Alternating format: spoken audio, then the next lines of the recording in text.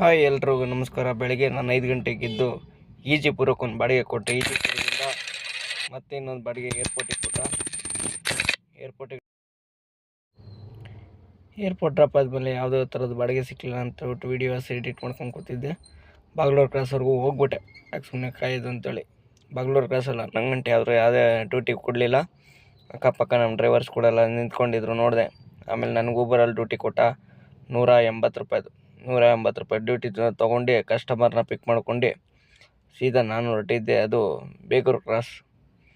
Customer ಪಿಕ್ ಮಾಡ್ಕೊಂಡು ಹೊರಟಾಗ Begur ಕ್ರಾಸಿಗೆ drop ಆದರು. CNG ಬಂಕ್ ರೆಡಿ ಮಾಡೋಕ್ಕೆ ಬಂದಿದ್ರಂತೆ.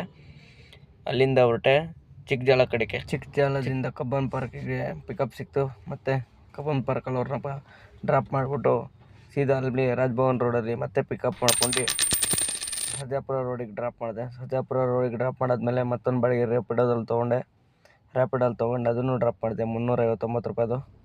ಅದಾದಮೇಲೆ ಸರ್ಜಾಪುರ ಕ್ರಾಸಲ್ಲಿ ಪಿಕ್ ಮಾಡ್ಕೊಂಡು ಮಾರ್ತಳ್ಳಿ ಡ್ರಾಪ್ ಆಯಿತು. ಮಾರ್ತಳ್ಳಿ ಡ್ರಾಪ್ ಆದಮೇಲೆ ಟಿನ್ ಫ್ಯಾಕ್ಟ್ರಿವರೆಗೂ ಖಾಲಿ ಬಂದು ಮನೆ ಕಡೆಗೆ ನಮ್ಮ ಯಾತ್ರೆಯಲ್ಲಿ ಡ್ಯೂಟಿ ಕೊಟ್ಟ. ನಮ್ಮ ಯಾತ್ರೆಯಲ್ಲಿ ಡ್ಯೂಟಿ ಮಾಡಿಕೊಂಡು ಟೋಟಲ್ ಡ್ಯೂಟಿ ನಾನು ಇವತ್ತು ಮಾಡಿರೋದು ರ್ಯಾಪಿಡೋದಲ್ಲಿ 3 ಡ್ಯೂಟಿ ಮಾಡಿದ್ದೀನಿ, ನಮ್ಮ ಯಾತ್ರೆಯಲ್ಲಿ 1 ಡ್ಯೂಟಿ ಮಾಡಿದ್ದೀನಿ, ಊಬರಲ್ಲಿ 6 ಡ್ಯೂಟಿ ಮಾಡಿದ್ದೀನಿ.